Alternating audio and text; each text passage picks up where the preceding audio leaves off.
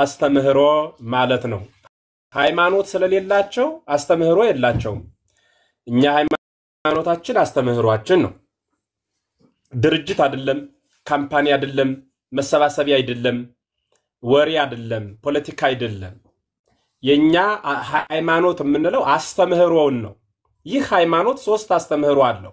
አንደኛው የማይንቀሳቀሰው ዶግማ፣ ሁለተኛው ያን የማይንቀሳቀስ ዶግማ የምንጠብቅበት ቀኖና፣ ሶስተኛው ያንኑ ቀኖናና ዶግማውን የምንረካከብበት ትውፊት ይባላል። ትውፊቱን በቃል ቀኖናውን በተግባር ዶግማውን በአምልኮ እንጠቀማለን። እንዲህ አይነት ወጥ የሆነ አስተምህሮ ስላለ እኔ እንደፈለኩ ምጨምርበት፣ ዲያቆን እንደፈለገ የሚቀንሱት፣ መጋቢ ሐዲስ እንደፈለገ የሚጨምሩት ነገር የለም። ከመዝ ግበሩ ወከመዝ ንበሩ ብለው ሐዋርያት ሰጠውናል። እንደዚህ ኑሩ እንደዚህም ደግሞ አድርጉ ብለውናል። ያን እናደርጋለን። ካቃተን ደክሞን እንተዋለን እንጂ አይደለም ብለን ግን ህግ አናሻሽልም፣ አንቀይርም። ምናምን በዚያው ነው። እና የፕሮቴስታንት አስተምህሮ ሁሉም የፈለገውን አይነት ሐሳብ ያነሳል።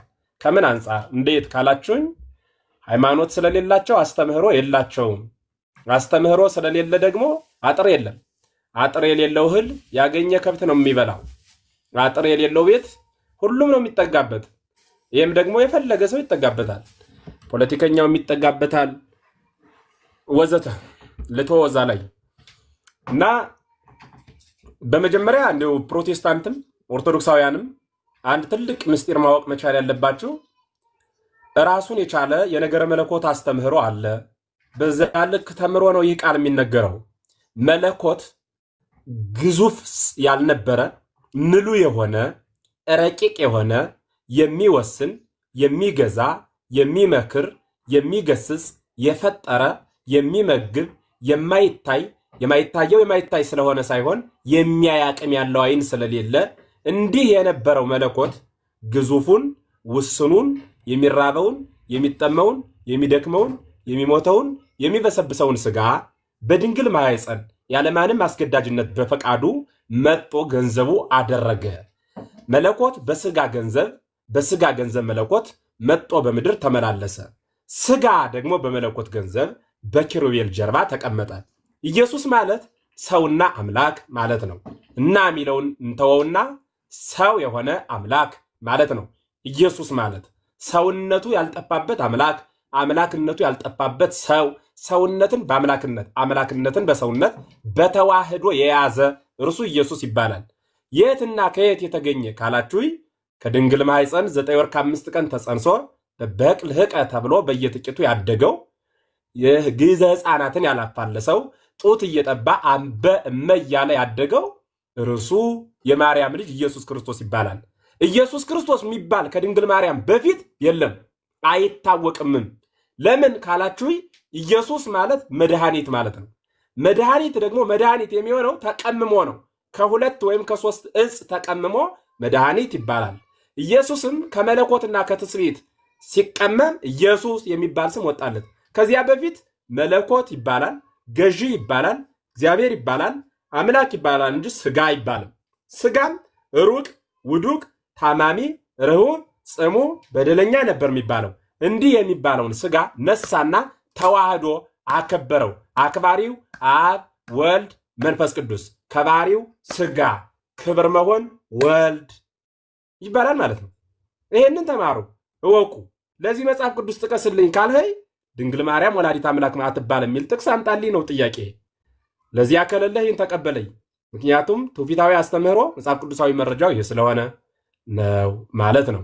ስለዚህ ቀጣዩን ደግሞ እስኪ መጋቢ ሐዲስም ተወያዩ እንደያስፈላጊነቱ ሐሳብ እንሰጣለን። ይቀጥላሉ። ቆይ መምህር እርሶ ይቀጥላሉ። መጋቢ ሐዲስ ቴሌ ስለሆነ አሪፍ ቦታ አይደለም እናንተ ያላችሁ እኔ ስለማላወራ። ክብሮም እንኳን ደህና መጣ። እንኳን ደህና ቆያችሁ። የት ቤተ እምነት ነህ? እኔ የእውነት መንገድ ባለራዕይና መስራቹ ማን ነው? የእውነት መንገድ ባለራዕይና መስራቹማ ኢየሱስ ክርስቶስ ነው። ባላደራ ነው ያለው። እሺ ባላደራውና መስራቹ ማን ነው? ባላደራው ፓስተር ጆን ይባላል። ፓስተር ጆን ኢትዮጵያዊ ነው? ኢትዮጵያዊ እሱ ነው ሁሉንም ነገር ሊድ የሚያደርገው ፓስተር ጆን። መልካም። የፓስተር ጆን ሃይማኖት ከተመሰረተ ስንት ዓመት ነው? መቼ ዓመተ ምህረት ነው የተመሰረተው?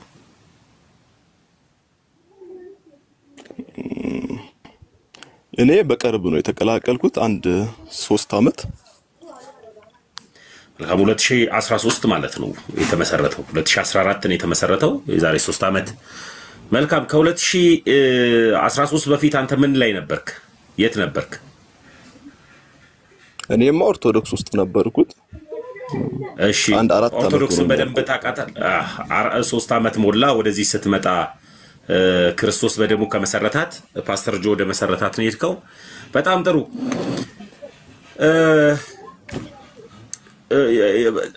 እንዴት ኦርቶዶክስን አውቃት ነው የወጣው ወይስ ሳታውቃት ነው የወጣው? ወደዚህ ወደ ፓስተር ጆ ሃይማኖት ስትመጣ ከይቅርታ ጋር ሃይማኖት የክርስቶስ ናት። ፓስተር ጆን አትበል። እሺ፣ ከፓስተር ጆ ምን ነበር ያልከኝ? የቸርቹን ስም እየጠራው ልሂድ። የእውነት መንገድ። ወደ እውነት መንገድ ኦርቶዶክስን አውቃት ነበር የሄድከው? የተወሰነ። መልካም። እስኪ ኦርቶዶክስን በደንብ አውቃት ከሆነ ለምን ኦርቶዶክስ አትሆኑም? ስለሆነ ርዕሱ 5ቱን አዕማደ ምስጢራት ላይ ከመጽሐፍ ቅዱስ ውጪ ነው የምታስተምረው። ቤተክርስቲያን በነገረ ድህነት ላይ ስህተት አለባት ብለህ በ5ቱ አዕማደ ምስጢራት ላይ ጥያቄ የሆነብህ ምን እንዲሆን ንገረኝ እስኪ። እኔ አሁን ላወራችሁ የፈለኩት ኦርቶዶክስ ማልሆንበትን ምክንያት ነው። ስገባ ሌላ ጥያቄ ጠየቀኝ። መልካም። አሁንም ይሄ 5ቱ አዕማደ ምስጢራት የቤተክርስቲያን ነበረ። መምህር እርሶ ይቀጥሉ እስኪ የፓስተር ጆን ሃይማኖትን እና የኦርቶዶክስን ሃይማኖትን። ግሩም ነው። የፓስተር ጆን ሃይማኖት አትበል። ገባኝ። ቆይ ግድ የለም እኔ ጋር እንግባባና እንቀጥላለን።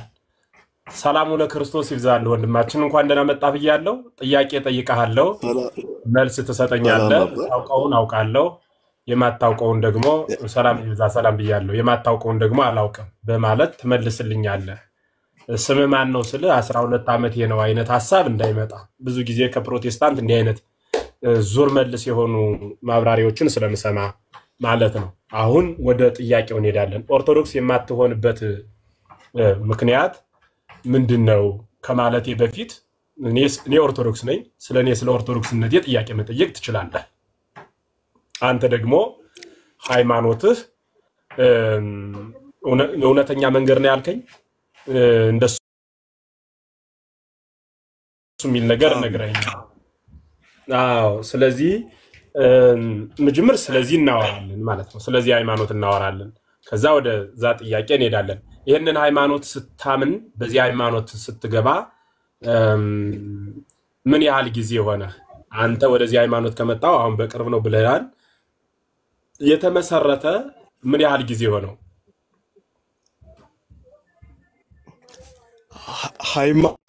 ሃይማኖት ይመሰረታል እንደ ከይቅርታ ጋር ለምሳሌ ይታመናል እንጂ አይመሰረትም። ሃይማኖት ይታመናል እንጂ አይመሰረትም። በጣም ጥሩ።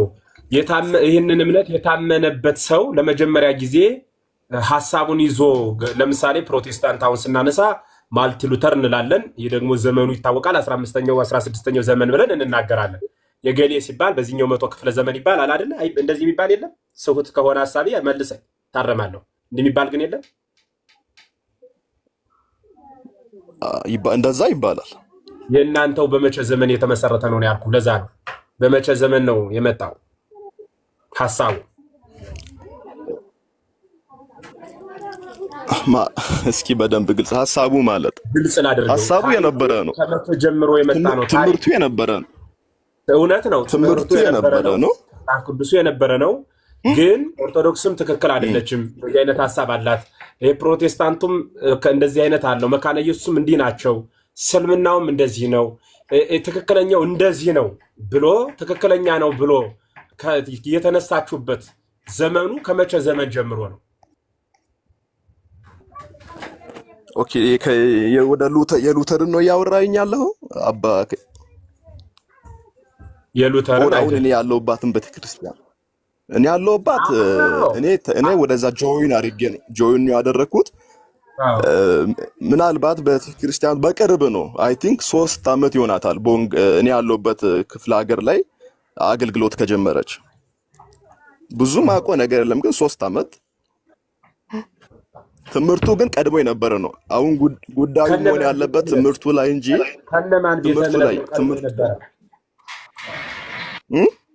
ከነማን ቤተ እምነት ነው ትምህርቱ ቀድሞ የነበረ? እነማን ሲያስተምሩት ነበር ትክክለኛውን ትምህርት? እዛ በፊት አባቶች ትምህርቱንማ ኢየሱስ ለሐዋርያት አስተማረ። ሐዋርያት ለአባቶች አስተማሩ። ሐዋርያት ጋር የነበረ ትምህርት ቀድሞ የነበረ ትምህርት። አባቶች እነማን ናቸው? አባቶች ለምሳሌ ሐዋርያት ያስተማሯቸው እነ ፊሊፕ እነ ጢሞቴዎስ እሱ አንደኛው ምዕት ዓመት የነበረ ነው። ከዛ በኋላሳ በነማን እያደረገ መጣ? ምንጭ መቼም አለው። ምንጭ የሌለው ውሃ የለም አይደል? ከሆነም በሽታ ነው የሚሆነው። ኩሬ ስለሚሆን ምንጭ አለው። ምንጩ ሐዋርያት ለሰባ አርድእት አሁን ጠቀሳቸው እነ ጢሞቴዎስ አለ። ከዛ እንዲያለ ይሄ በአንደኛው መቶ ክፍለ ዘመን የነበረ ሐሳብ ነው የምትነግረኝ። ከዛ ቀጥሎ በማን እያደረገ መጣ? እየተወራረደ መጣ። ቀጥሎ ባሉት አባቶች መንፈስ ቅዱስ አስቀጠለ፣ እኛ ጋር ደረሰ። እነማን ናቸው እነዛ ቀጥሎ ያሉ አባቶች? የትኛው ቤተ እምነት ላይ፣ የትኛው አስተምህሮ ላይ፣ ወይም ደግሞ የትኛው ተቋም ላይ? ተቋም አለ አይደለ? የፕሮቴስታንት ምንለው፣ መካነ ኢየሱስ ምንለው፣ እስልምና ምንለው፣ ኦርቶዶክስ ምንለው ተቋም አለ። በየትኛው ተቋም እያደረገ መጣ ከናንተ ደረሰ? ኦኬ እሺ፣ በኦርቶዶክስ ለባለ ችግር ልበለሽ። ኧረ ነው ልበል። በስምምነት አይደለም እንደሱ ብለህ ብታምንልኝ ለኔ ምን ይሰራል? ያ በየትኛው ነው ዝም ትክክለኛው ጥያቄ እኮ ነው የጠየቁ። ፋክቱን ነው መመለስ ማታውቀው ሆነ። ይቅርታ አላቅም ማላቆን አቃለው ማለት አልፈልግም። አላቅም እኔ አሁን ለምን ኦርቶዶክስ አትሆንም ለሚለው ነው ላውራ የፈለኩት። ቆይ ሰጣለሁ። እሱን ሐሳብ በደንብ ትናገራለህ። አሁን ግን እኔ በየትኛው በኩል አድርጎ የመጣ ወንጌል ነው ይዛል እጅህ ላይ? አሁን አንተ የምታምንበት ቀጥተኛ መንገድ ብለህ የምታምነው ማን የሰጠህ ወንጌል ነው? በየትኛው መስመር አድርጎ የመጣ ወንጌል ነው? እሱን ካላወቀው ያስከው ጋዜጣ ሊሆን ስለሚችል መጀመር ስለ ኦርቶዶክስ የማትሆንበት ሐሳብ ከመከራከር በፊት ስለ መጽሐፍ ቅዱስ ራሱ ስለራሱ ማወቅ ይጠይቃል። በየት እያደረገ እየወረደ መጣ? ዝም ብሎ እንደ ስልምና ከሰማይ ወረደልኝ አትልም። መቼ መጽሐፍ ቅዱስን ያለኔ እኮ አይጠቅመኝም እኮ እንዴ። ሰዎቹ ማውቁ አይደል ትምህርቱን መቀበል እንጂ የሚጠቅመኝ ሰዎቹ ማውቄ እኮ ህይወት አይሰጠኝም። ትምህርቱን ማመኔና መቀበል ነው ህይወት የሚሰጠኝ። ትምህርቱ ልክ ለመሆኑ በምን እናረጋግጠው? በመንፈስ ቅዱስ። መንፈስ ቅዱስ የት ላይ አለ? ምን አደረገልህ አንተ ላይ መጣው መንፈስ ቅዱስ? በልቤ አለ የእግዚአብሔር ልጅ መሆኔን ቃል እውነት መሆኑን መንፈስ ቅዱስ ይመሰክርልኛል። በልቤ ያለ መንፈስ ቅዱስ ልቤ ውስጥ አለ የሚባል ያው ልብ ገልጠን ስለማናይ መንፈስ ቅዱስም ስለማይዳሰስ ለኔ እሱ መሸሸጊያ ሆኖ ነው የሚታየኝ እንጂ መንፈስ ቅዱስን ያንተ ልብ ውስጥ አለ ብዬ አላምንም።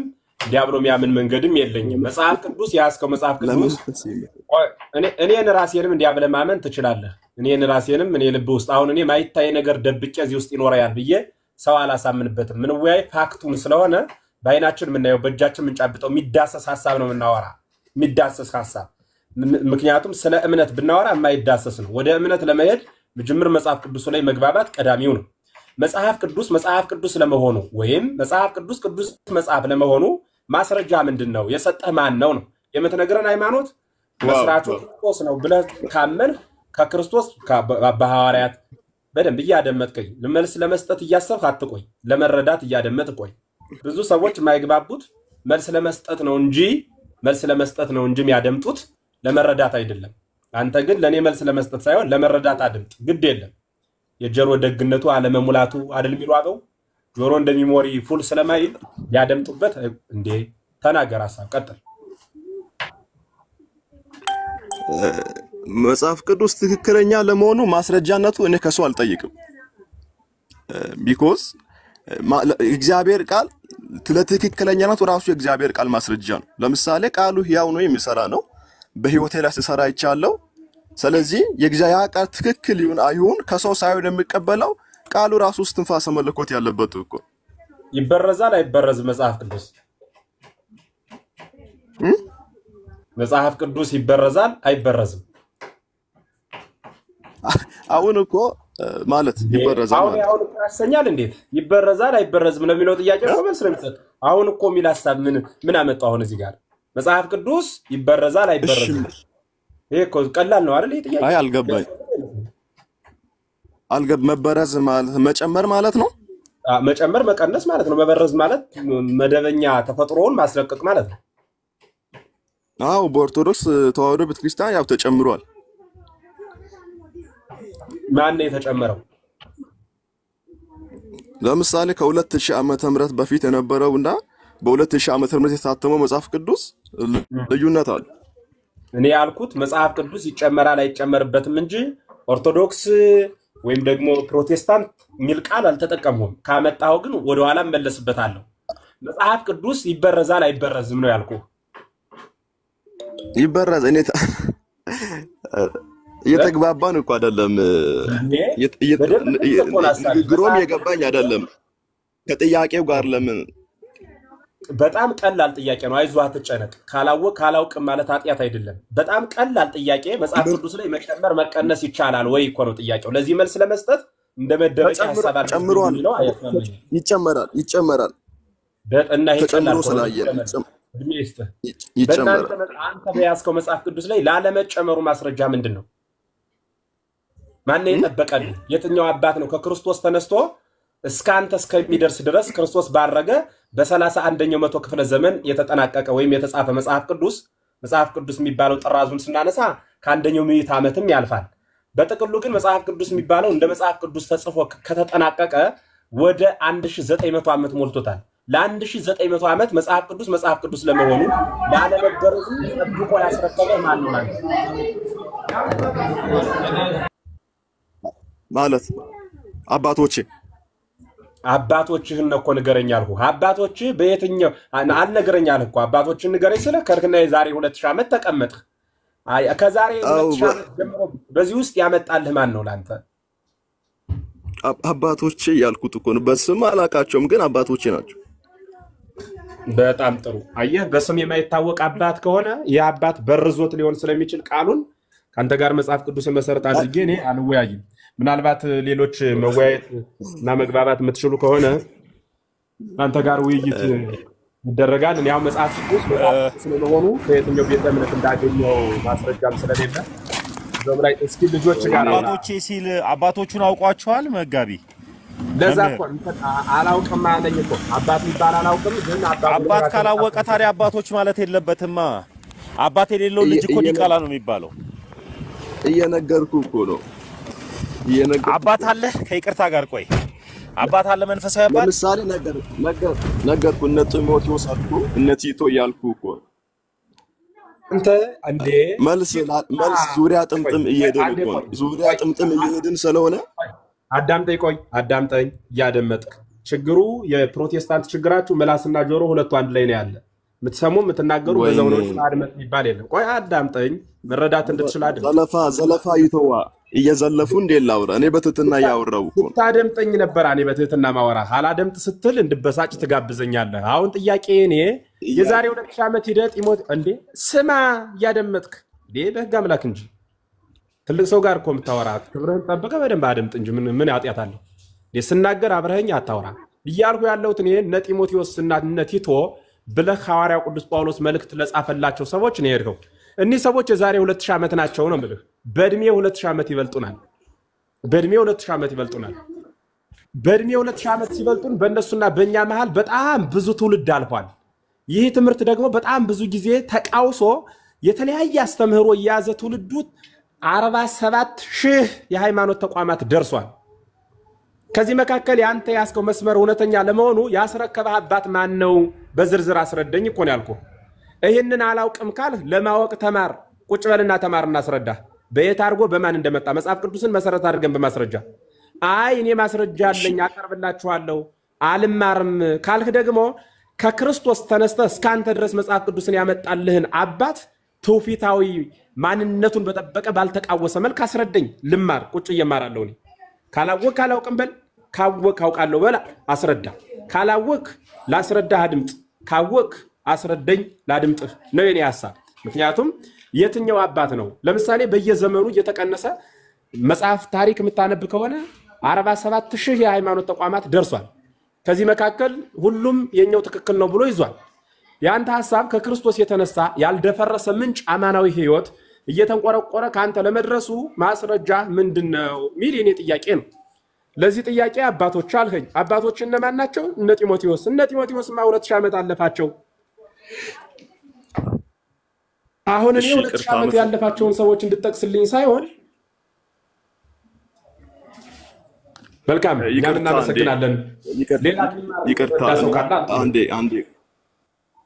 ጥያቄው እኮ እኔ ለመማር አይደለም ለኦርቶዶክስ ለምን ኦርቶዶክስ አትሆኑም ለሚለው ጥያቄ ነው የገባሁት እኔ አዳምጠኝ አንድ ጊዜ አዳምጠኝ መምህርን ማዳመጥ አለብህ ገብቷል ያዳመጥካቸው አይደለም መምህርን የሳቸውን ሐሳብ ከጨረስክ በኋላ ቀጥል ሲሉ ትቀጥላለህ እሳቸውም ደግሞ አንተን ያዳምጧል አፋቸው ላይ ግን ስትቆም ግን እኛ ህፃናቶች አይደለንም የህፃናት ጨዋታ አይደለም እንጫወተው እና መምህር ይቀጥሉ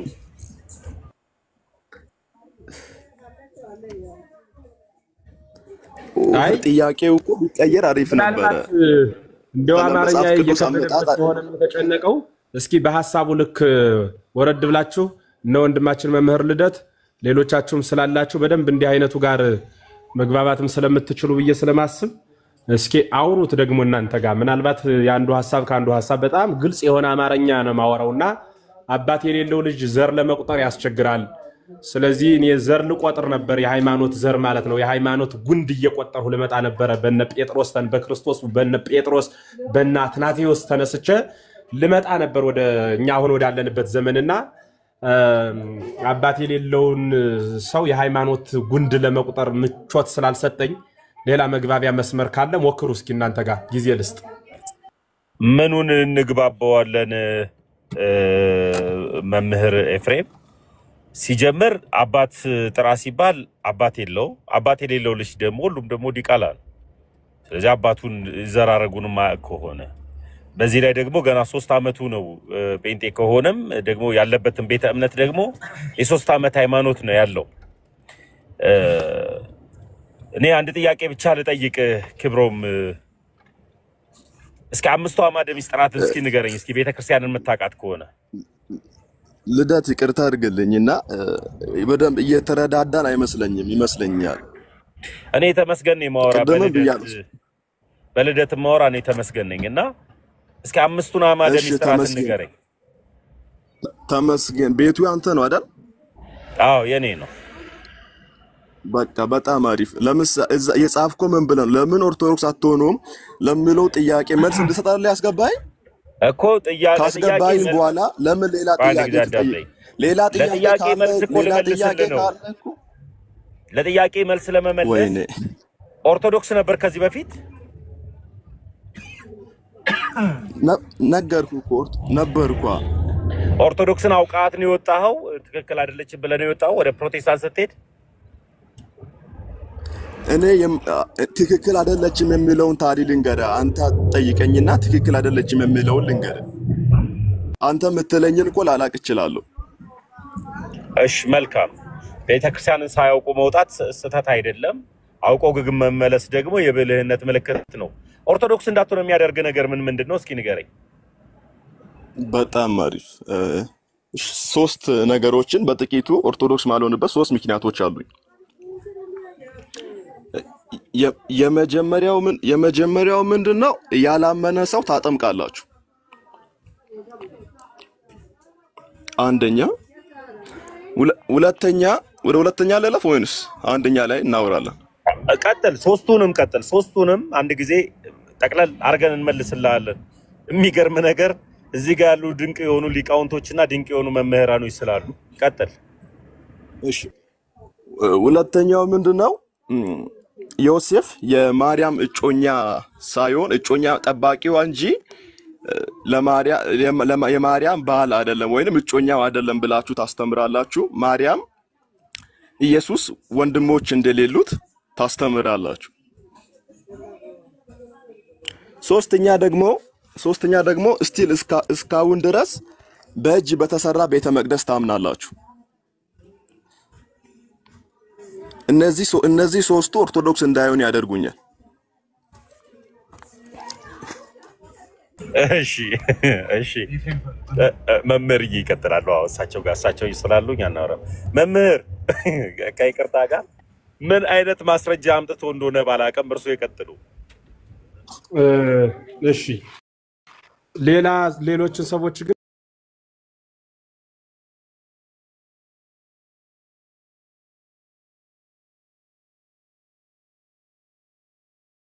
እንግዲህ ሶስት ጥያቄ ነው ያነሳው።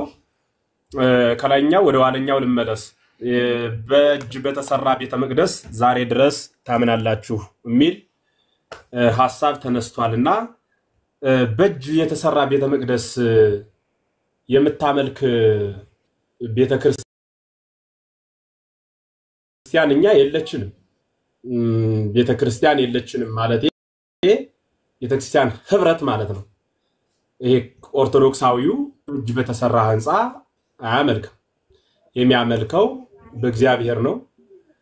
ህንጻውን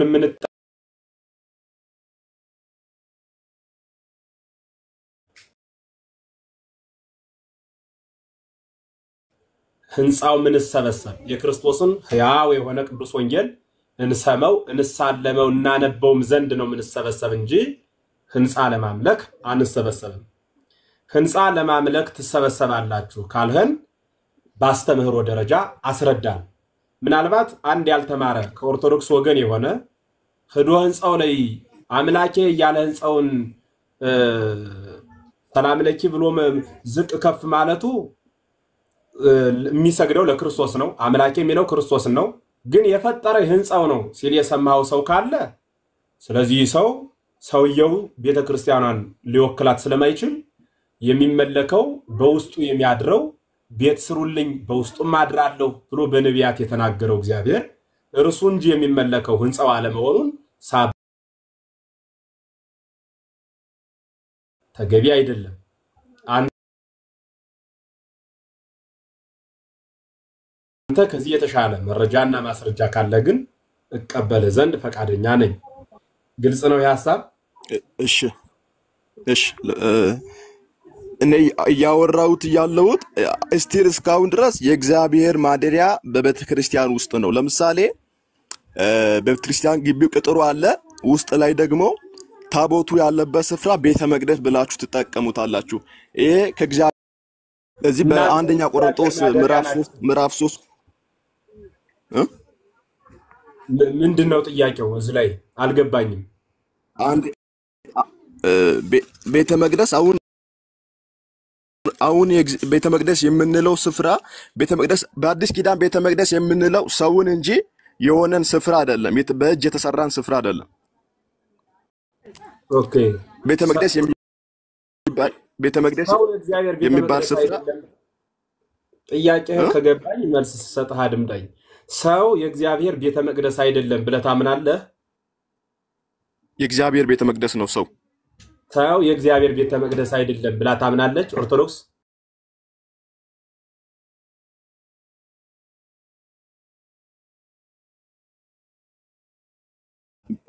ወደሱ ልመጣ ነው። መባሉ ለምን አስፈለገ? ሰው ከሆነ የእግዚአብሔር ቤተ መቅደስ ለምን መባሉ አስፈለገ? በጣም ሰፊ አታብራራልኝ። ስለሚገበኝ ሐሳብህ ትንሹን ከነገርከኝ ይበቀኛል። ቤተ መቅደስን ዛሬ ድረስ ቤተ መቅደስ ሰርታ እግዚአብሔርን በዛ ውስጥ ማምለክ ለምን አስፈልጋት ብለህ ነው የምትናገረው? ያ ስጋዬን የጠጣ ደሜን የጠጣ እስኪ ሌሎች ጋር አውሩስ እንደዛ ሳይሆን ቤተ መቅደስ የሚባለው አካል ለምን ቤተ መቅደስ ተባለ? ቤተ መቅደሱ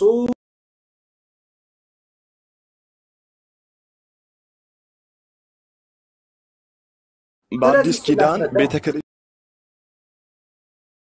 መቅደስ የሚባል ስፍራ የለም።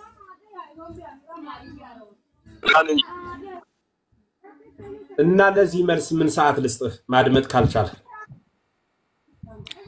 እየመለሱልኝ ስላልሆነ እኮ ነው። እንዴት አድርጌ ልመልስልህ? እኔ አብሮ ሲበላ እንጂ ሲወራ ስለማላውቅ ስታወራ እኔም አቆማለሁ። እንዴት አድርጌ ልመልስ? ታደምጥ ነበር ዘለፋ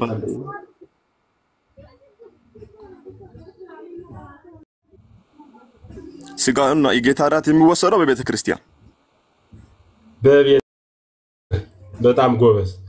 አሁን ስጋውና ደሙን የምንቀበለው በቤተ ክርስቲያን ከሆነ ቤተ ክርስቲያን መባሉ ለምንድን ነው እንትን ያለ የከበደ ቤተ ክርስቲያን ብለንኛ መጥራታችን ማለት ቤተ ክርስቲያንና ቤተ መቅደስ ትርጉሙ በጣም የተለያየ ነው። እስኪ ተርጉምልኝ። ትርጉሙ በጣም ይለያያል። ተርጉም። ቤተ ክርስቲያን ማለት ቆይ ቤተ መቅደስ ማለት ማደሪያ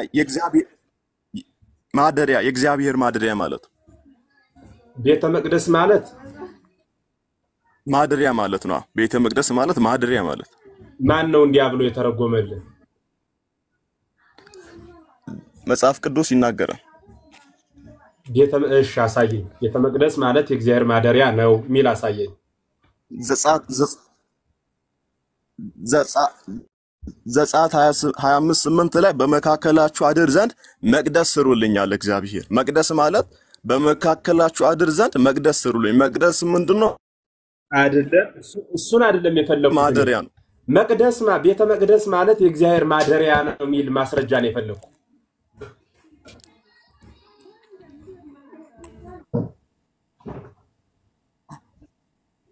ማደሪያ እንደሆነ ቤተ ማደሪያ የእግዚአብሔር ማደሪያ እንዴ መቅደስ እንዲሰሩልን እሱ መቅደስ አልገባህ የሆነ ነው በትክክል ላለመመለስ እያልክ ነው። እኔ ያልሁት ቤተ መቅደስ ማለት የእግዚአብሔር ማደሪያ ነው የሚል የመጽሐፍ ቅዱስ ማስረጃ ሳየኝ ያልሁት። አሁንም ደግሜ እየነገርኩ ቤተ መቅደስ ማለት ማደሪያ ማለት ነው። የማን ማደሪያ ስንል ደግሞ የእግዚአብሔር ማደሪያ ያልኩት እኮ ነው። መቅደስ ማለት ምን ማለት ነው? ማደሪያ ማለት መቅደስ ማለት አዎ። ቋንቋ ምንድነው? ቋንቋ ምንድነው? መቅደስ ራሱ ምንድነው ቋንቋው? አረ ትርጉሙ ይሄ ነው እንዴ። ቋንቋው ሳናውቀው ቤት አድርገን ተረጎም ነው። ቁልፍ ሳይዙ ቤት መክፈት ስርቆት አይሆንም? አረ ምንድነው ሌላ ቦታ ለሚሄዱት ይቅርታ አድርጉልኝና ቤተ መቅደስ ነው። ቤተ መቅደሱ ምጅምር እንግባባበት። መቅደስ ስለ መቅደስ አውርተህ መቅደስ ላይ ቁሜ እያወራሁ ለምን መቅደስ ይባላል? ቦታ ሳሬን ቢገርም መቅደስ ላይ ብቻ ነው ቁሜ ያለው። መቅደስ ብሂል ወጡ ነገር ተርጓሚው መቅደስ ማለት ምን ማለት ነው? ምን ቋንቋ ነው? ምን ቋንቋ ነው? ማደሪያ ብለ የተረጎመው ምን ቋንቋ ሆኖ ነው? መጽሐፍ ቅዱስ ስለምናገር እኮ ነው። ለምን እርሶ ትርጉም ሌላ ቦታ ለምን ሄዳል? መጽሐፍ ቅዱስ ቤተ መቅደስ ማለት ማደሪያ እንደሆነ እግዚአብሔር ቃል ይናገራል። እኛ ነን የምንፈተው እኮ እኛ ነን። ላለመመለስ ነው እንዴ? ይሄ ሁሉ አይደለም። ተው እንጂ በህግ አምላክ። ይሄ 1000 ሰው እኮ አለ። 1000 ሰው ይታዘበናል እያልን እንነጋገር እንጂ መቅደስ ማለት የእግዚአብሔር ማደሪያ ማለት ነው ብለህኛል። እውነትህን ነው። አዎ እንደዛ የሚተረጎምበት ቦታ አለው። ግን ደግሞ እንደ አውዱ ለመረዳት መጽሐፍ ቅዱስን ገና አንተና እኔ እንተርጉመው ብለን አዲስ ትርጉም ዛሬ አናመጣለት። መጽሐፍ ቅዱሱን ሐሳቡን ይዘን ስለሆነ ምንነጋገር መቅደስ ማለት ማደሪያ ማለት ነው አልኸኝ። እየፈታው ነው። መቅደስ ማለት ነው ብትለኝ እኔ ትርጉሙን ነግርህ ነበር። መቅደስ ማለት ማደሪያ ማለት ነው ካልኸኝ ማን የተረጎመው ቋንቋውስ ምንድነው እኮ ነው የሚል የጠየቀው። እዛው መቅደስ ላይ እኮ ነው ቁሚያል። አላውቀው ማለት ተፍረት መስሎ ከሆነ አለማወቅ ኃጢአት አይደለም። የምታውቀው ከሆነ ደግሞ አላስረዳም ከሆነ አለማስረዳት ደግሞ ነውር ነው። የሚያውቁትን የምታውቀውን አስረዳ ስለሚል መጽሐፍ የምታውቀውን አስረዳ። አሁን ዝም ብለን እኮ ሰዓት እየገደልን ነው። ለምን እንደዚህ እንደሚሆን አይገባም። ሰዓት አይሞትም። በመርዬ ካላዳመጠው ግልጽ ነገር ላይ ለምን እንደጋግማለን? ግልጽ እኮ ነው ሐሳቤ። ለምንድነው መቅደስ የሚባለው ሐሳብ ቋንቋው ምንድነው እኮ ነው ያልኩ። መቅደስ ማለት ግዕዝ ነው። እሺ ግዕዝ ነው። እኔ እስከማውቀው ፓርላማ እኮ አይደለም፣ በስምምነት አይደለም የምናወራው። ፓርላማ እኮ አይደለም ይሄ የምንወያየው እግዚአብሔር ቃል ስለሆነ ማጠያይቀን ነገር ላይ እኮ ነው እየተጠያየቀን ያለ ነው እንዴ። አጠያይቀን ነው የመቅደስን ሐሳብ እኮ ነው። መቅደስ ማለት አንተ እንደተረጎመው እግዚአብሔር ማደሪያ እግዚአብሔር ወይ አንዴ የሚወጣ አድርገው እሺ አባት አሁን ለዋላሉ አንዴ ቆይ ጠብቅ። ማደሪያ ነው ብሎ ቆይ አድምጥ ቆይ አድምጥ። መቅደስ የሚለው ቃል የእግዚአብሔር ማደሪያ ሲባል እግዚአብሔር መቅደስ ማለት የእግዚአብሔር ማደሪያ ነው ብለኛል። በብሉይ ኪዳን የእግዚአብሔር ማደሪያ ነው መቅደስ ብለህ ማስረጃ ምን ያነበብ አንተ ነህ። በአንተ ሐሳብ በራስህ በተረቱበት ባመጣህበት ስለሆነ ምረታህ አድምጠኝ በደንብ። መቅደስ የእግዚአብሔር ማደሪያ ከሆነ በብሉይ ኪዳን ከዚህ በኋላ እኔ በመቅደስ አላድርም ማድረው በእናንተ ነው ብሎ የተናገረበት የመጽሐፍ ቅዱስ ክፍል አለ ወይ? ሲቀጥልስ መቅደስን ከዚህ በኋላ አልፈልገውም ብሎ መቅደስን የሻረበት ክፍል አለ ወይ ብዬ ብጠይቅም መልሱ የለም ነው። ማስረጃ እንደማታመጣልኝ ስለማውቅ እኔም አልጠይቅም። ምክንያቱም መቅደስን ሽሬዋለሁ የሚል ቃል የለም የትም ቦታ። መቅደስ የሚለው ቃል ማለት ነው እኔ ሰውዬ ጋር ማውራት አልቻልኩም። ዘመድ ወይ ተናገር በቃ አለያድ እንደዚህ ውረድና መምህርዬ አንዴ ላብራራው። እሺ ቀጥሉ። በጣም አስቸጋሪ ነው የሚገርማችሁ። እግዚአብሔር በወንጌል ልብ ብላችሁ አድምጡ። በብሉይ ኪዳን መጻሕፍት በዳዊት መዝሙር 49 ቁጥር 15 ጀምራችሁ ስታነቡ እግዚአብሔር ወለኃጥእ ይቤሎ እግዚአብሔር ኃጢአተኛውን ሰው እግዚአብሔር ይለዋል። ለምን ትለከ ትነግር ሕግየ ለምን ሕጌን ትናገራለህ? ወትነስ በአፉከ ሥርዓትየ ሥርዓቴንስ ለምን ባንደበትህ ትይዛለህ? ወአግባይከ ድኅሬከ ቃልየ ቃሌን ወደ ኋላ ጥላታል። እመኒ ርየቀ ሰራቄ ትረውፅ ምስሌሁ ሌባ ስታይ ከእርሱ ጋር ትሮጣለህ። ወረሰይ ከመክፈልተከ ምስለ ዘማውያን እድል ፈንታን ጽዋ ተርታን ከዘማውያን ጋር አደረግ። አፉ ካብዛት ለኪት አንደበትህ መጥፎ ነገርን አበዛች። ወልሳን ከጸፈራ ለህብል ታላላቅ ሰዎችን አንደበትህ ትሳደባለች እያለ እንዲህ እየተናገረ ይሄድና አደመተከኑ ኃጢአት ግን ጣፈጠች ስኳር አለችን። እዛለፍከኑ ወቁን ቅድመ ገጽከ ለብው ዘንተ ኩልክሙ ለተረስእ ወለ እግዚአብሔርን የረሳችሁ ልብ አድርጉ እያለ እግዚአብሔር ቃል እንዲህ እየተናገረ ይሄዳል። እየተናገረ ሲሄድ ስለ መቅደስ በትርጓሜ ዛሬ አበው አባቶቻችን ሲያስቀምጡ መቅደስ ማለት ማደሪያ ማለት ነው ብሎ ይናገርና ዚሁ ልበ አምላክ ዳዊት ላይ እመኔ ርህብኩ እጅስእለከ ቢርበኝ እንኳን አለምንህም ብሎ እግዚአብሔር በቦታ የማይወሰን ዓለማትን ሁሉ በርሱ በእጁ የመሉ በሱ የሚወሰኑ እንጂ ዓለማት እርሱን የማይወስኑት አምላክ መሆኑን ባለቤቱ ነግሮናል። አዲያ ከነገረን ልብ በሉ፣ በእግዚአብሔር ልብ በሉ። የሰውየውን ጥያቄ የሆነባችሁ ፕሮቴስታንት ሁሉ ከቻለ ሰውየው መማር ከቻለ አድምጦ እንዲሄድ ማለት ነው። እግዚአብሔር በሆነ ቦታ የሚወሰን አምላክ አይደለም። በብሉይ ኪዳን መቅደስ የተሰራለት ለክርስቶስ መቅደሱ የሚችለው የሚወስነው ሆኖ ነው ወይም ደግሞ በብሉይ ኪዳን እግዚአብሔርን መቅደሱ የሚወስነው ሆኖ ነው ወይ? የማይወሰነው አምላክ የሚወሰን ቤተ መቅደስ ስሩልኝ ያለ ለምንድን ነው እንደዚህ ያለው ሲባል መፍትሄ ምንድነው? የዚህ ትርጉሙ መቅደስ ስሩልኝ ያለ መቅደስ ትርጉሙ ምንድነው ብሎ መቅደስን ማጥናት ነው መጀመር የሚቀድመው። መቅደስ ማለት ቤተ አደረም ይላል፣ ቤተ የሚለው ማለት ነው። መቅደስ ማለት ደግሞ ቀደሰ፣ አመሰገነ፣ ለየ፣ መረጠ ማለት ነው። መቅደስ ማለት የተለየ የተመረጠ ቦታ ማለት ነው። ቤተ መቅደስ ማለት የተመረጠ ቦታ፣ የተቀደሰ ቦታ፣ ልዩ ቦታ፣ ዓለማዊ ሰው ከሚኖርበት መዳራት፣ መዘሞት፣ መስረቅ፣ መነገድ፣ ማስመሰል፣ መዋሸት፣ ምድራዊ ወሬ ከሚወራበት፣ ምድራዊ ስብሰባ ከሚሰበሰብበት የተለየ ልዩ ቅዱስ ቦታ ማለት ነው። መቅደስ ማለት እንደዛ ነው። በሐዲስ ኪዳን እግዚአብሔርን ቅዱስ ሥጋውን ክቡር ደሙን የምንቀበልበትን ቦታ ለይተን አስምረን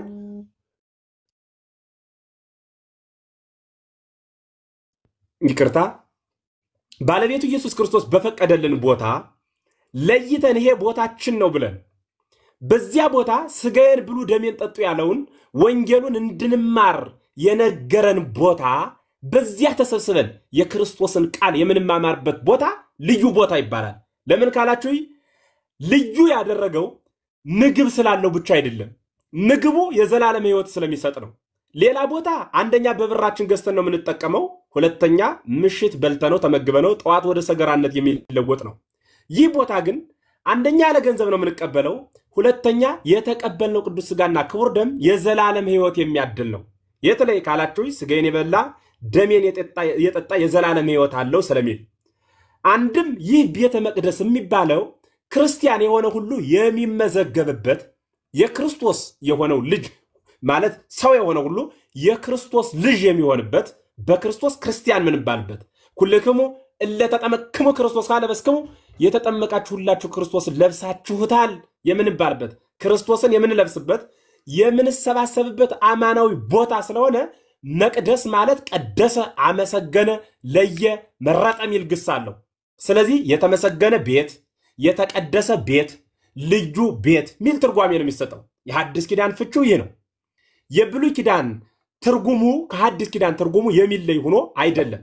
ሐዲስ ኪዳን ስጋዌ ስለሌለ መስዋዕት ልንሰዋበት እንጂ ስጋው ደግሞ ልንቀበልበት አይደለም፣ ምክንያቱም ስለሌለ። በሐዲስ ኪዳን ግን የምንቀበለው ቅዱስ ሥጋና ክቡር ደሙን ስለሆነ ይህን ቅዱስ ሥጋና ክቡር ደም የምንቀበልበት አማናዊ ቦታ ስለሆነ የተቀደሰ የተመረጠ የተለየ ቤት ይባላል። ከዓለማዊ ቤት ከምድራዊ ስብሰባ ከልዩ ልዩ ቅድም እንደዘረዘሩት የተለየ ስለሆነ ይህን ቃል እንጠቀምበታለን።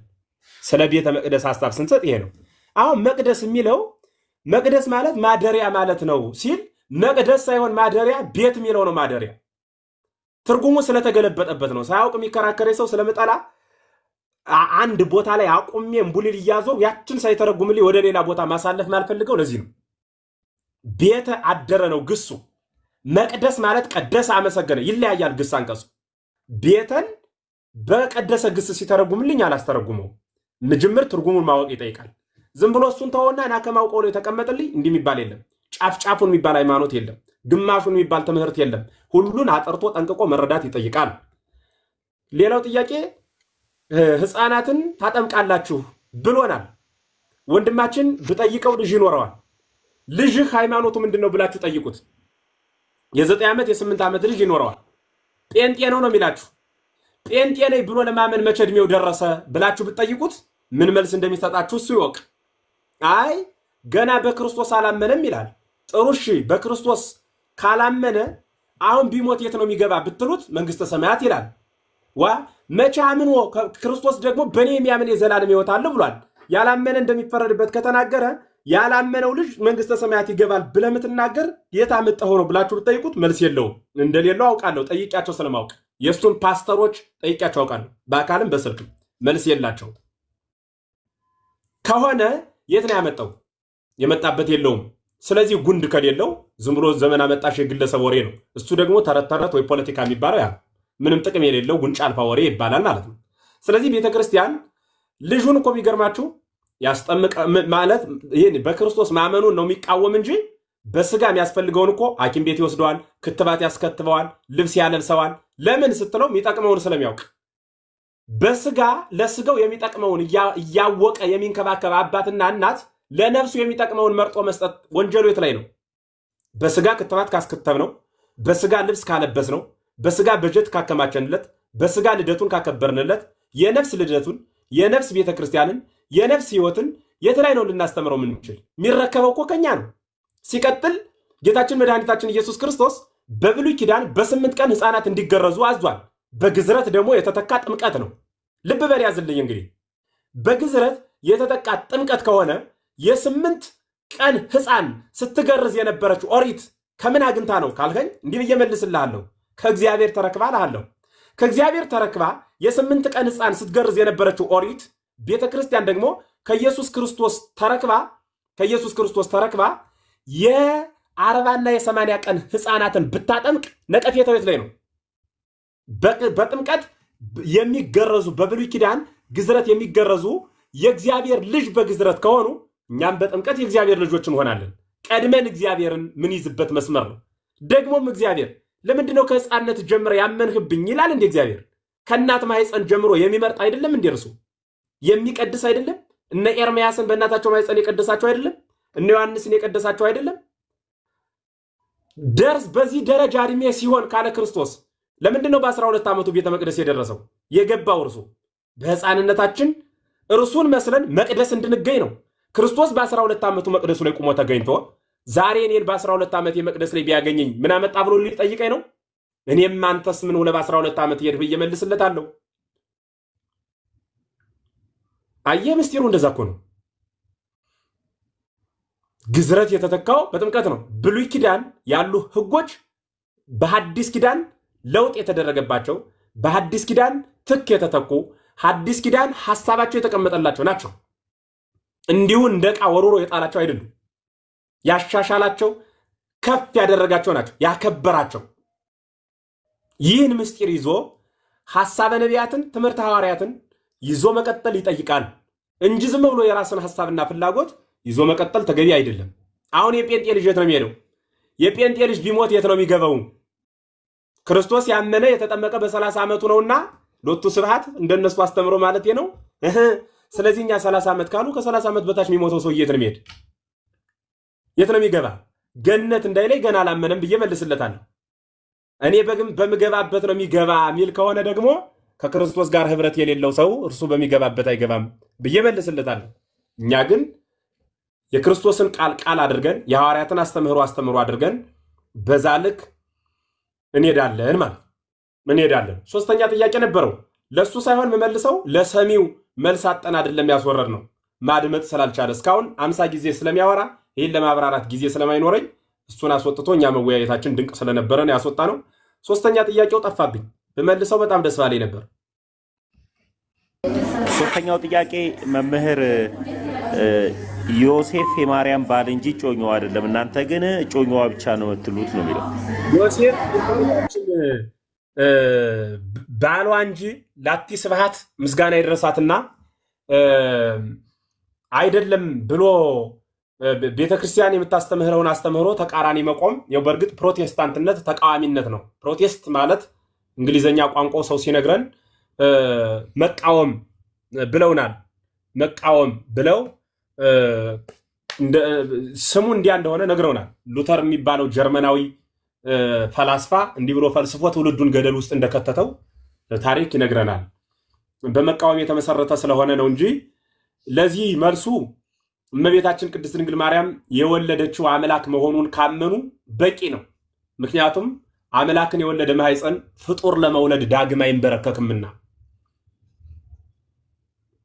ሲቀጥል በመጽሐፍ ቅዱስ ወንድሙ የሚል ከክርስቶስ ውጭ በጣም ብዙ ቦታ አለ። ወንድማማች አልሆኑ ግን ወንድሞቹ የሚላቸው መጽሐፍ ቅዱስ እና እንግዲህ አንዲያ ከሆነ የክርስቶስን ብቻ ወንድማማች አድርጎ አብርሃም ሎጥን ወንድሜ ብሎታል። ወንድሙ ያለው ዘመዱ ስለሆነ ነው። ለእመቤታችን ደግሞ ዮሴፍ ዘመዷ ነው። ማቲያስና ቅስራ ናቸው። ጉንዱ አላዛር ነው።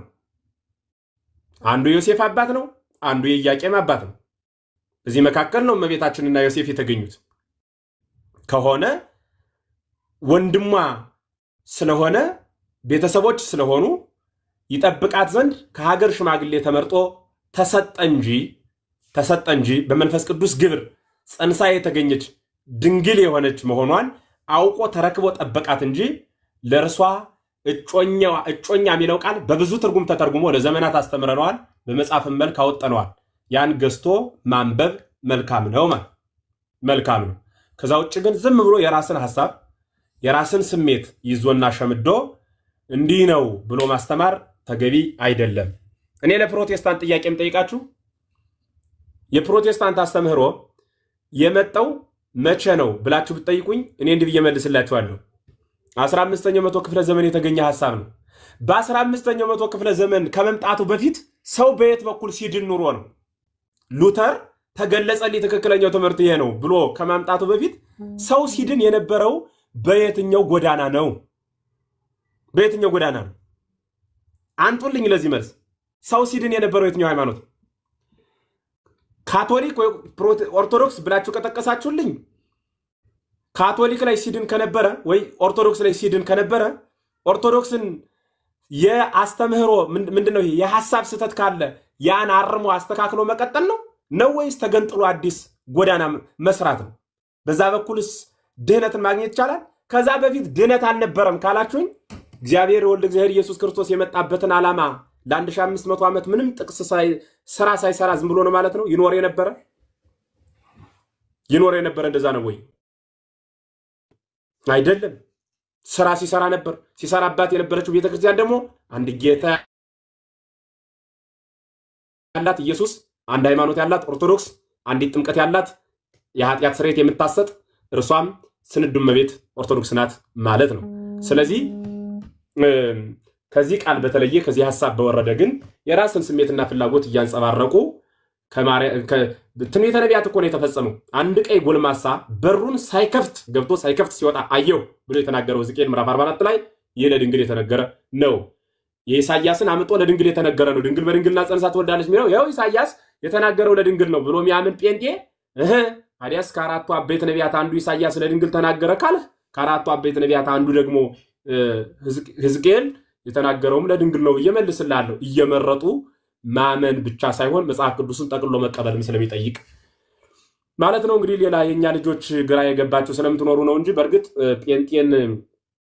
ጴንጤን አሳምናለሁ ብሎ ማሰብ ይሄ ቆልፈው ዘግተው ስለሆነ ይሁዳ በመልእክቱ ይሄ የጌታ ወንድም የሚባለው ወልደ ዮሴፍ የሚባለው ይሁዳ ከጻፈው መልእክት ምንድነው የሚለው? አንድ የሚገርመኝ ጥቅስ አለ። ምዕራፍ 1 ቁጥር 22 አካባቢ መስለ አይ ቲንክ የሚማረውን አስተምረው ይልና የማይማረውን ግን ልኩን ንገረው፣ ገስጸው፣ አሳፍረውም ብለው ደግሞ አበው ተርጉመውታል። እውነት ነው። እንደሚማረው እናስተምራለን። የማይመለስ እኩይ የማይፈወስ ድውይ ከሆነ ደግሞ እንገስጻለን። ልክ አይደለም፣ አስተካክል፣ ታረም፣ ተጠንቀቅ፣ ወደ ነበረበት ተመለስ ብለን እናገራለን ማለት ነው። እና እነሱ በሚገርማችሁ ሁኔታ ምንም በሏቸው ኢየሱስ አምላክ ነው ብትሏቸው ነገር ግን ይሏቸዋል። የነሱን ሐሳብ ቁንጮ መደምደሚያ ለማድረግ ነገር ግን የሚል ሐሳብ ማይለቃቸው ማለት ነው። ከሐሳብ በኋላ ሐሳብ የሚያመጡ ከድነት በኋላ ሞትን የመረጡ አስቸጋሪ ፍጥረታት ናቸው። እኔ ጉዟቸው በጣም ያሳዝኑኛል። በዚህ ውስጥ ሳያውቁ የሚነዱት ደግሞ ይገርሙኛል። ሶፍት እየጎረሱ ጴንጤ ለመሆን ወንጌል ያስተምራል እንዴ? ኦርቶዶክስ ወንጌል አታስተምርም ሲሉ ደግሞ ይገርማል። ጴንጤ እኮ ወንጌል የሚባለውን ትራስ አድርጎ ምን እያደረገ ነውና ጴንጤ የሚባለው ድርጅት ካላችሁኝ አሁን ወደ አካውንት ናምበር አብዛኛው ፕሮቴስታንት እኮ የባንክ ማናጀር ነው የሚመስልህ። የንግድ ባንክ ይዛል ይላል፣ እንትን ይዛል፣ አቢሲኒያ አሜሪካ መሄድ ትፈልጋለህ ይላል። እንዲህ ስንላቸው ደግሞ በተቋም ደረጃ በቤተ እምነቱ የተሰበሰበው ፓስተር ሁሉም እንዲህ አይነት ትምህርት እያስተማረ አይ እኛ እነሱን አይመለከተንም ይላሉ። ከዛ ደግሞ ለብቻው እሱ ደግሞ አንድ ሰው ለብቻው ትምህርት ዞ መጥቶን እንከራከረዋለን። በተቋም እንኳን አቋም የሌላቸው አስተምህሮ የሌላቸው ወረኞች ናቸው። እና እግዚአብሔር ልቡና ካልሰጣቸው በቀር በሰው ልጅ ትምህርት የሚመለሱ አይደሉም። ክርስቶስ ቢመለስ በእርግጠኝነት ከአይሁድ ወጦ ቢንቀሳቀስ ኑሮ ይህ ጴንጤ የሚባለው ግሩፕ ከክርስቶስ በፊት ቢኖር ኑሮ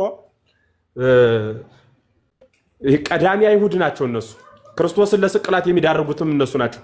ለሁሉ ነገር ክርክር ብቻ የሚያመጡ ስለሆኑ በትምህርትም አይረዱም፣ አያምኑ፣ አያስረዱም፣ መረጃ ያመጡ ሁሌ ጥቅስና እምቡሊል መዞር ብቻ። ይህ ደግሞ የህይወት ምንጭ ሊሆን አይችልም። አምላከ ቅዱሳን ሁላችን ይጠብቅ። ሌላ ነፍስ ያለው ሰው ካገኛችሁ አንጡ። ይሄ ዝም ብሎ ተንቀሳቃሽ አስከሬን ግን እያገባችሁ አታድክሙ። ኦርቶዶክስ የማልሆንበት ምክንያት ኦርቶዶክስ ብዙ አማልክቶች አላት፣ ብዙ የምታመልከው የምትዘምርለት የምትጸልይበት እና በከብዛቱ የተነሳ እግዚአብሔርን እንኳን የሚያስረሳ ነገሮች አሉባት። ሁለት ደግሞ እናቶቻችን ሊቆርቡ ይችላሉ። ምን ይላሉ? ለምን እንደቆረቡ እንኳን አያውቁም። ምናቃቸው ማለት ነው። አይሰማ እየሆነ ነው አብረሽ ማውራት እየፈለግሽ ነው። ይሰማል ግን ይሰማሻል? ይቆራረጣል። እስኪ አሁን አይቆራረጥም ይሰማል። ቆይ ማለት ደረበሽ እንጂ ይሰማል። ጽድት ብሎ እየደረብሽ ነው። አትደርቢባቸው። መምህርን አዳምጫቸው። ይቀጥሉ መምህር። ይሰማካል? አሁን ይሰማኛል። በጣም አሪፍ። ኦርቶዶክስ ብዙ አማልክቶችን ታመልካለች ያልሽው ምን አማልክት ነው የምናመልከው? ኦርቶዶክስ ስለነበርሽ አንቺ በደንብ ነው የምታስረዲኝ። ያው ለአርሴማ ምን ዘመራለን ለማርያም ምን ዘመራለን ለመላእክት ምን ዘመራለን አድምጪ ለምንሰግደው ለመላእክት ኧረ እባካችሁ ወይ አስወጡልኝ ወይ ታድምጥ ምን አይነት እንዴ በፈጠራችሁ እንዴ ጴንጤ የሚባል ሰው ባታመጡብኝ በእግዚአብሔር አማልክቶቻችሁ ብዙ ናቸው ችግራችሁ ስለዚህ እባክሽ አዳምጪ ማለት ምን ሆነሻል አትደረቢ በቃ የጠየቁሽ ጥያቄ እንዘምራለን ሳይሆን እናመልካለን የተባለው ንገሪኝ የተባልሽ እሱን አስረጂ ስለ አምልኮት ነው ማወራሽኮ እንዴ ስለ ዝማሬ አይደለም ማወራሽ ምስጋናን ሰጧት አላቢየ ግያ ዳዊት ይላል እኮ መጽሐፍ ምስጋና እኮ ከሆነ ዳዊት እኮ ሽገዳይ ተብሎ ተዘምሮለታል ሳኦል እልፍ ገዳይ ተብሎ ህግ አፍራሹ ሳኦል ተዘምሮለታል ስለ ምስጋና ከሆነ መታወሪ ብዙዎች ተመስግነዋል ጥሩ ስራ የሰራ ሁሉ ይመሰገናል በጣም ብዙ መጥቀስ እንችላለን ስለ ምስጋና ስለ ዝማሬ ከሆነ የተዘመረላቸው በጣም ብዙ መጥቀስ እችላለሁ የኔ ጥያቄ ኦርቶዶክስ ከማልሆንበት አንዱ አማልክቶቻችሁ ብዙ ናቸው ብለሽኛል አንቺ ኦርቶዶክስ በነበርሽበት ጊዜ ወልድ ዋህድ አሃዱ አምላክ ብላ ነው ቤተክርስቲያን ስታመልክ ነበር ነው በዚያ ዘመን ቤተክርስቲያን ብዙ አማልክቶች አሉኝ ብላን ያስተማረችሽ ስለ አማልክት ነው ምን ወያይ የተቀስሹን ጨርሰን ወደ ሌላ እናልፋለን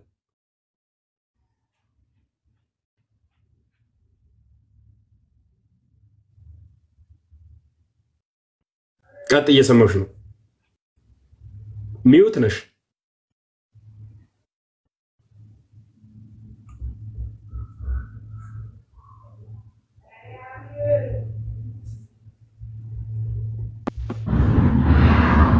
ረማይሌ ተመለሽ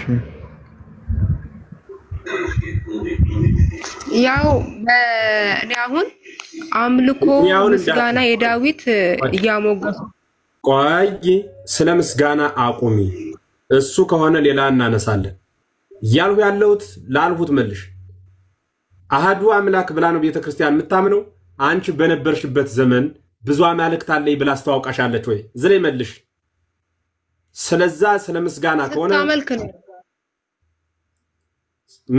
ምንድን ብላ ስታመልክ ነው ያይ አምላኮች ብላ ትዘምራለች እኮ የሚያድነው እግዚአብሔር አይደል እንደሚያድኑ ትናገራለች እኛም ስንጸልይ አድኝኝ ብለን ነው እኮ ማርያምም ቢሆን አርሴማም ቢሆን ይሄ እኮ የሚታወቅ ነገር ነው ግን ምንድነው አምልኮ መዝሙር ለእግዚአብሔር የምናቀርበው ለዚህ የምናቀርበው ስግደትም አንድ አይነት ከሆነ ከይቅርታ ጋር አዳምጫቸው በቃ ማርያምን አድኝኝ ብሎ የዘመረ መዘመርና ማምለክ ይለያያል አምልኮ ለማን ነው የሚለውን አዳምጪ ከመምህር በጌታ እስኪ ሚውት አርጊና ብቻ አዳምጪ ይቀጥሉ መምህር መመለስ ብትችል ነበር መግባባት ምንችለው ሰላምልኮ ሳወራት ምስጋና ላይ ሄዳ ተቀመጣለች ወደ ስግደት ተወርዳለች ስትፈልግም የሆነ ነገር ትላለች እኔ አሁን አምልኮት ነው ማወራሽ ሰላምልኮ ያወራን ሌላ ቦታ መሄዱ ፈልገሽ ነው ወይስ ለጥያቄ መልስ ይሆናል ብለሽ አስበሽ ነው አምልኮ ምንድነው ልዩነቱን ነው እኮ አሁን አንድ አይነት ነው ታደርጉት እኮ አንድ አይነት ዘመዝሙር ነው ባፋችሁ እና መሰግዳለን በቃ መምህር የርሶ ይቀጥሉ ሷት ውረድ አንድ መጠየቅ የፈለኩት እስኪ ታችን በኮሜንት ቢሆን አንድ የፈልጊያት ነበር እስኪ አንድ ቁጥር ጻፊ እሺ ኔማሌት አንድ ቁጥር ጻፊ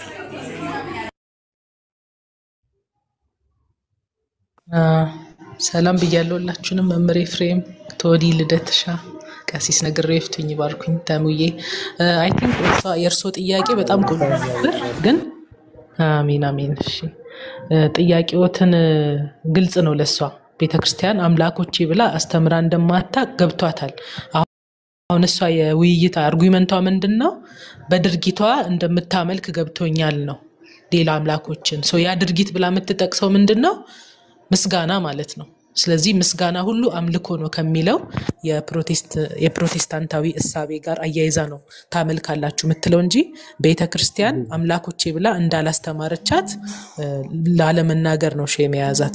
በዛ ላይ ሄዱበት ምስጋና ሁሉ አምልኮ ነው ወይ የሚለውን መምህር ኤፍሬም ትንሽ ይበሉበት እስኳ እስክትመጣ።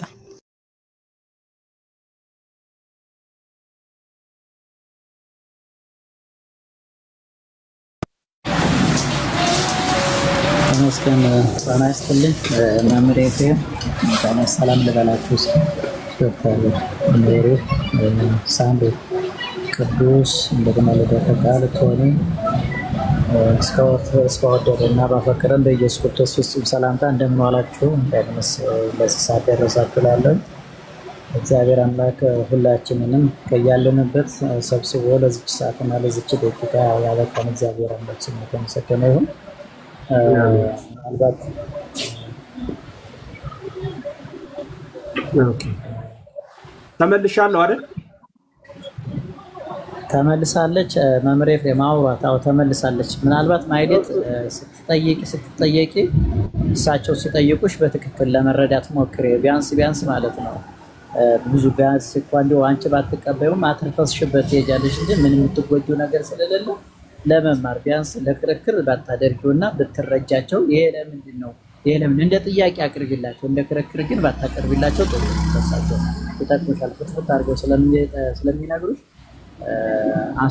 እንደ ትምህርት አድርገሽ ወይ ተወስቶ ካልሆነ ደግሞ ካልተቀበልሽም አልተቀበልሽም ክርክሩን ትተሽ ይሄን አስረብኝ ማለት እየጠየቅሽ ብትሄጂ ጥሩ ነው እላለሁ። አመሰግናለሁ መምህር ቀጥሉ። በጣም አሪፍ ማህሌት ሚውት አንሽሲ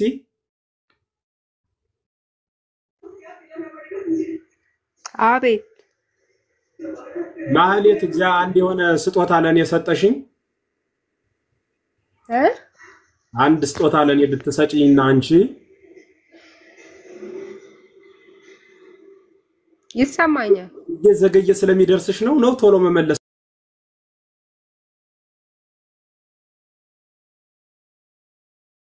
ስለማትፈልጊ ነው የሆነ ስጦታ ብትሰጪኝ ነው የምልሽና ያህን የሰጠሽኝ ስጦታ በጣም አመሰግናለሁ እግዚአብሔር ያክብርሽ ዘመንሽ ይባረክ ብልሽ ምንድነው የሚባለው ይቃል ስሙ ምን ነው የሚባለው ምስጋና አመለኩሽ ማለት ይቻላል ስለዚህ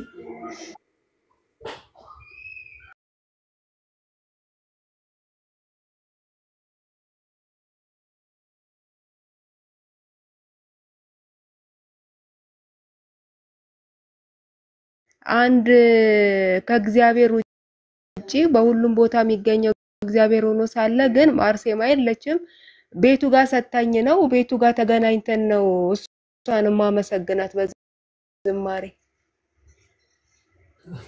ገብቶኛል አይ ምስጋናንና ምልኮትን አንድ ስላደረግሽው ለመለየት ነው ለሱማ ማስረጃ ሰጥሻለሁ ይሄን ጥያቄ አይደለም በዚህ ምድር ላይ ማያለች ማርያም እኔ አሁን ባገኛት አመሰግናታለሁ አብሬያት እሷ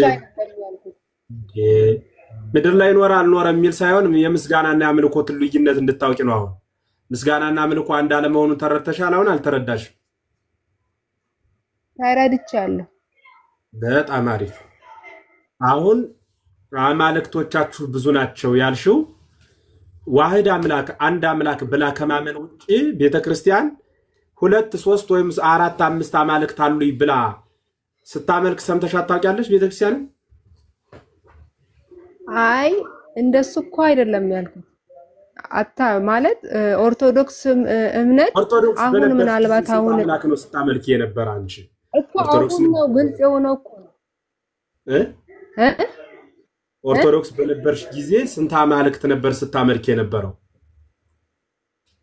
አንድ እግዚአብሔር አለ ሶስት ስብህና አለ ብዬ አመልካለሁ እዚህ ላይ ጥያቄ የለም አንድ አምላክ አንድ እግዚአብሔር ሶስት ስብህና ምንድነው ሶስት አካል ማለት ነው ሶስት አካል አለ አንድ አምላክ አለ ያ አብም ወልድም መንፈስ ቅዱስ እግዚአብሔር ነው በአንድ ላይ አምላክ ነው አንድ አምላክ ነው አካላትን ለመጠቀም ነው ስብህና አልሽው ስብህና ለሰው ነው የሚነገር እሺ ስለዚህ ግን በህይወቱ ኦርቶዶክስ በነበርሽበት ጊዜ አሁን ስለሚመለከው ስለ ያምልኮ ስርዓቱ ስላልተመቸሽ ሐሳብ ለመቀየር ተገደሻል ግን የሚመለከውን ታውቂው ነበር ኦርቶዶክስ እያለሽ የሚመለከውን እኔም አላውቅም ኦርቶዶክስም አታስተምሩም ብዙ አሁን ምናልባት እያስተማረች ሊሆን ይችላል እኔ በነበርኩበት ሰንበት ተማሪ ያጭር ብዙ ምንትን ባለን ሰንበት ተማሪ ነበርኩኝ ዘማሪም ነበርኩኝ እዛ ቸርች መዳን እድሜሽ ስንት ዓመት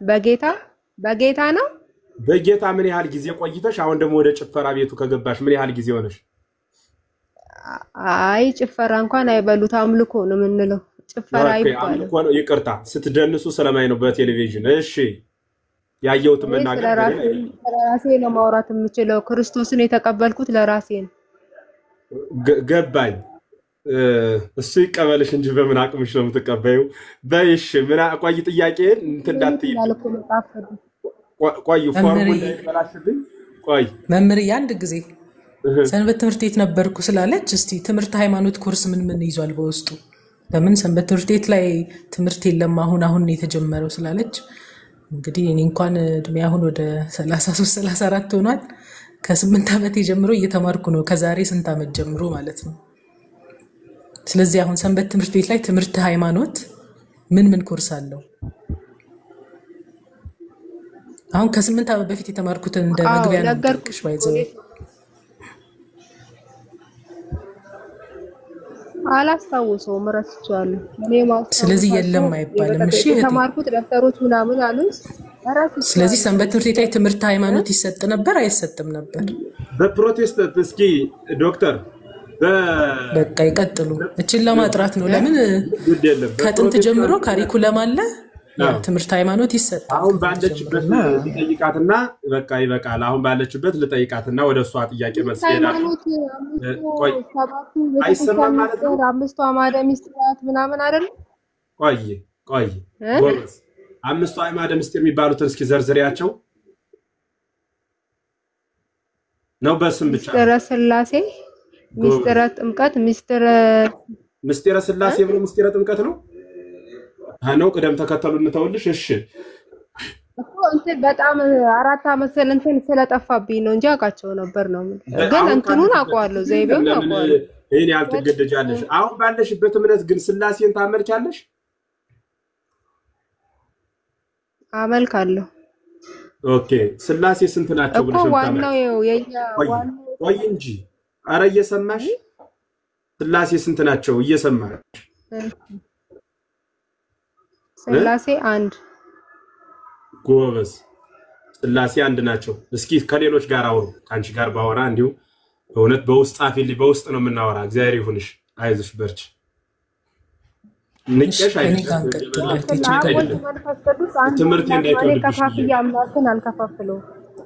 ጎበዝ ሐሳቤ እንዳይከብድብሽ ከነሱ አይከብድብኝም አንድ ነው ብለሽ መቼም ሐሳቤ ይከብድሻል ባነሳና ሥላሴ አንድ ነው አያችሁ ሥላሴ ማለት እኮ በራሱ ሶስት ማለት ነው አንድ አምላክ ነው ያለን እኔ ሙስሊም አይደለሁም እኮ ሶስት ምለው እግዚአብሔር አንድ ነው እግዚአብሔር ሶስት ስብዕና አለው ሶስት አምላክ ነው ሶስት አምላክ አይደለም ሶስት ስብዕና ሶስት አካል አለው አንድ አምላክ ነው ሥላሴ ሶስት ነው ኧረ በእናትሽ በቃ አላቅም ምን ችግር አለው ሶስት ምንድነው እስኪ ንገሪኝ ምክንያት ሶስት አንድ ይሆናል ምን አልከኝ ሶስት አንድ ይሆናል በምን አጋጣሚ ሶስት አንድ ሊሆን ይችላል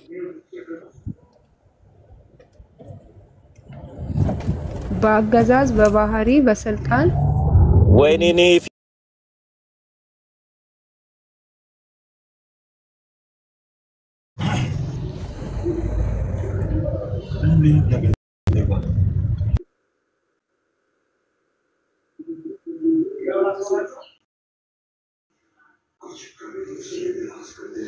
እሺ ከማለት ጋር ለብቻችን ማውራት ብንችል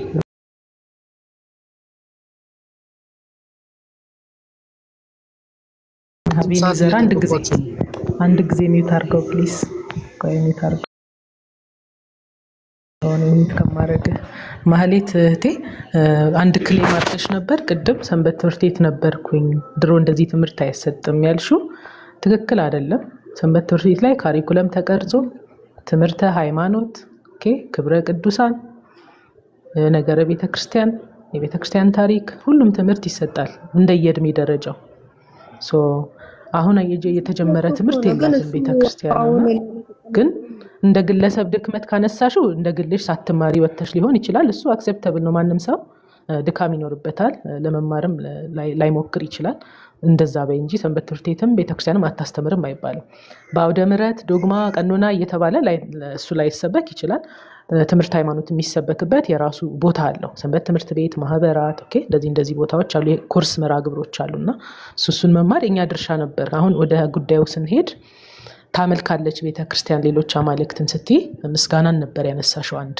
ሶ ምስጋና አምልኮ እንዳልሆነ መምህር አስረዱሽ ስለዚህ አሁን ቤተክርስቲያን ታመልካለች የምትይበትን አብራሪልኝ አንቺ ወይም አንድ ሊስት አድርጊ በቃ አንድ ሁለት ነገር ሌሎች አማልክት አሏት የምትይውን ማለት ነው አሁን ለምሳሌ ነው በመዝሙሮቹ እርግጥ ያምልኮ የሚመስሉ መዝሙሮች ወደ አምላክነት የሚያጠጋጉ የውስጥን የሚያውቁ ውስጤን ታውቂያለሽ አርሴማ እንዲት ያለሽ እንደዚህ አድርጊልኝ እንደዚህ በቃ የሆነ ለእግዚአብሔር መዘምርለትን ለሷም ዘምራል አንድ አይነት ስለራሴ ነው ማወራው ምክንያቱም መዝሙሮቻቸው እንዳለ እንደዛ ናቸው ሙዙ መዝሙሮች አሁን አሉ መዝሙሩ አንከድም እኮ አሁን ይሄ ነው ብዬ ላስታውስ እናንተ ግን በልቦናችሁ የምታውቁት የምታዳምጡ ሁሉንም ላታዳምጡ ትችላላችሁ አላቅም ግን መዝሙር መዘመራችን ሳይሆን መዝሙር ግጥም ላይ ያሉት ለእግዚአብሔር ብቻ መዘመር ያለባቸው ሐሳቦች አሉ ከሆነ ሐሳብሽ ለምሳሌ ለእግዚአብሔር ብቻ መባል ያለበት ለሰው መባል የሌለበት ሐሳብ እስቲ አንድ ጥቀሽልኝ መዘመራችን አምልኮ አይደለም እሱን ተቀብለሻል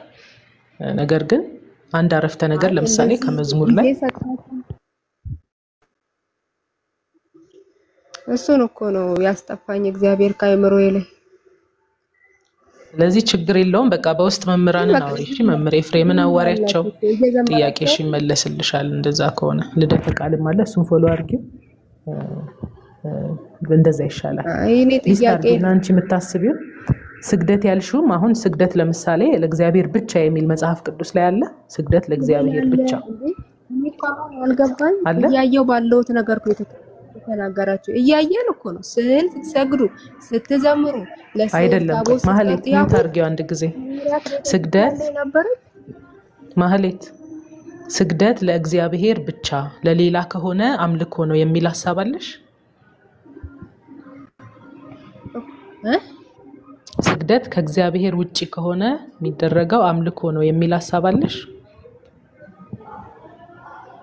ምክንያቱም ኢየሱስ ክርስቶስ አለሽ የለሽ ምክንያቱም ሳይሆን አለኝ በእና ከዛ ምክንያቱም እንደዛ ነው የምታስቢው ስገድ ይላል ስለዚህ ማምለክ ለእግዚአብሔር ብቻ የሚል መጽሐፍ ቅዱስ ላይ አለ ኢየሱስ ሰይጣን የጠየቀው እኮ ስገድልኝ ብሎ እኮ አይደል እንዴ ስለዚህ ስግደት ኢየሱስ ስግደት ለእግዚአብሔር ብቻ የሚል መጽሐፍ ቅዱስ ላይ አለ ወይ ስግደት ለእግዚአብሔር ብቻ መጽሐፍ ቅዱስ ላይ አለ ወይ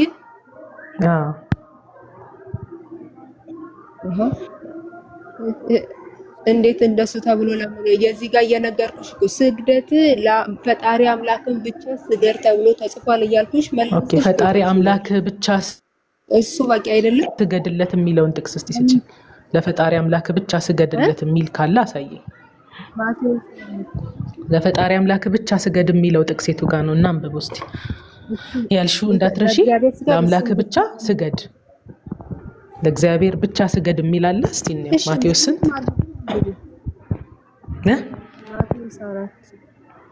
ማቴዎስ 4 ማቴዎስ እሺ ማቴዎስ 4 ላይ ቁጥር 10 እሺ ያን ጊዜ ኢየሱስ ሂድ አንተ ሰይጣን ለጌታ ለአምላክ ስገድ እርሱንም ብቻ አምልክ ተብሎ ተጽፏል አለው ስለዚህ እዚህ ጋር ለጌታ ለአምላክ ስገድ ይላል ወይስ ለጌታ ለአምላክ ብቻ ስገድ ይላል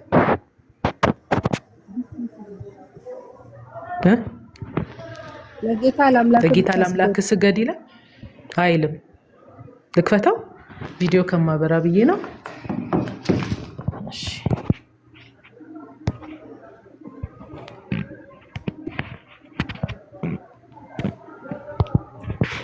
ያው ሃይላይት አድርጌዋለሁ ወድቀ ብትሰግድልኝ ይሄን ሁሉ እሰጥሃለሁ አለ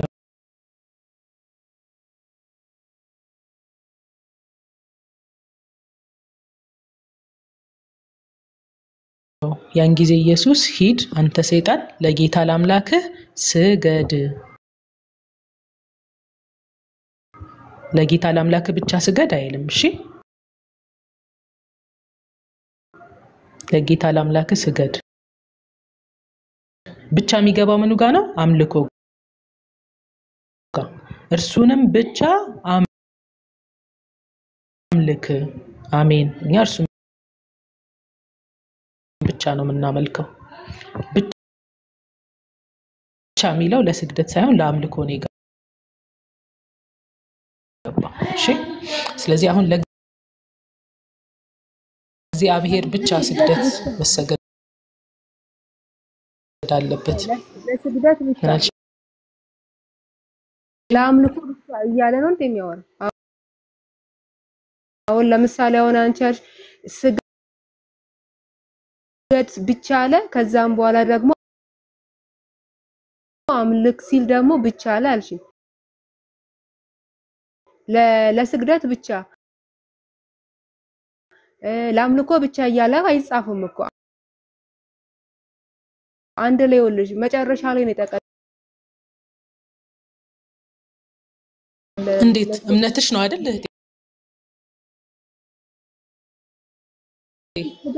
እምነትሽ አይደለ ስግደት ለእግዚአብሔር ብቻ የሚለው እኮ ያንቺ እምነት ነው የኛ እምነት እኮ አይደለም ስለዚህ እምነትሽ ደግሞ መጽሐፍ ቅዱስ ብቻ ማኝ እንደሆነሽ ከመጽሐፍ ቅዱስ ማስረጃ ሊኖረው ይገባል ለእግዚአብሔር ብቻ ስገድ የሚል መጽሐፍ ቅዱስ ላይ ልታመጪ ይገባል እስቲ ብቻ የሚለው የቱ ጋር ያለው ስግደት ላይ የቱ ጋር ያለው አነበብሽ ወደገኔ አንበብ እስቲ አንቺ እኔ ደግሞ ካሳነቦ ካልገባሽ ምናልባት ቁጥር 10 እስቲ አንቺ አንበብ ይሁን ስገዳልሽ ከዛም በኋላ እሱም ብቻ አምልክ አልሽ እሱም ብቻ ስገድሽ ብቻ ያለ ሁለት ያይተቀማ አንቺ ሐሳቡን እኮ ዘጋ ሐሳቡን ነው አይደል የምታየው አንድ ላይ አነበበ ሐሳቡን ነው ያለው እንጂ ብቻ ነው ስለዚህ እሺ ያገኛ ነው መስናለ ማለት ስለዚህ አሁን ተሳስቶ ነው ማለት ነው እዚህ ጋር ማቴዎስ የጻፈው ለምን ለጌታ ለአምላክ ብቻ ስገድ ለጌታ ለአምላክ ብቻ ስገድ ያላለው ማቴዎስ ተሳስቶ ነው አየሽ እንዳንቺ ትምህርት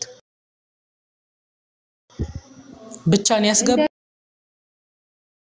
አምልኮ ላይ ነው ማቴዎስ ቅዱስ ነው መከተለው እኮ መጽሐፍ ቅዱስ እኮ አትከተይም እያልኩሽ እኮ ነው ይሄው እዚህ ጋር አልተጻፈም አንቺ ራስሽ ያመጣሽው በፈለኩ ላንቺ በሚያስኬድልሽ ነው ተረጎምሽ መች ተረጎምኩት አላቸው ጉባኤው ዳዊት ስለሰገደ እኮ ሰገዱ እና አሁን ጉባኤው ሰገደ ማለት እግዚአብሔር